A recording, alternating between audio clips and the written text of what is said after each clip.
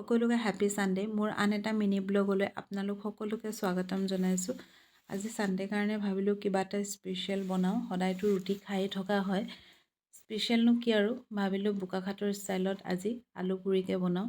খুব ভাল লাগে খাই, যিসকলে খাইছে তেওঁলোকে নিশ্চয় গম পাইছে খুব টেষ্টি হয়।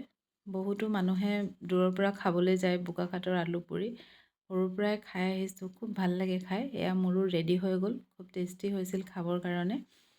আৰু আজি আমাৰ ঘৰলৈ আহিছে মোৰ বেটাৰ ফ্ৰেণ্ড ভাব্যাংশ আৰু সিহঁতৰ মাক দেউতাক। আজি ভাত খাবলৈ তেওঁলোকক নিমন্ত্ৰণ জনালোঁ। তাহাঁতি বঙাইগাঁৱলৈ ট্ৰান্সফাৰ হৈছে, গতিকে ভাবিলোঁ আজিৰ ৰাতিৰ সাঁজটো আমাৰ ঘৰতে নিমন্ত্ৰণ কৰিলোঁ তেওঁলোকক। আৰু ইফালে আছিলে বাটাৰ চিকেন বনালোঁ, লাই আৰু চিকেন। ইফালে সৰিয়হ দি মাছ, মুড়ি ঘণ্ট, ফ্ৰেঞ্চ বিন আলু ভাজি, বইল দালি, এনেকৈ আমি সকলোৱে মিলি এসাঁজ খালোঁ। এয়া তাকে আপোনালোকৰ লগত শ্বেয়াৰ কৰি দিলোঁ।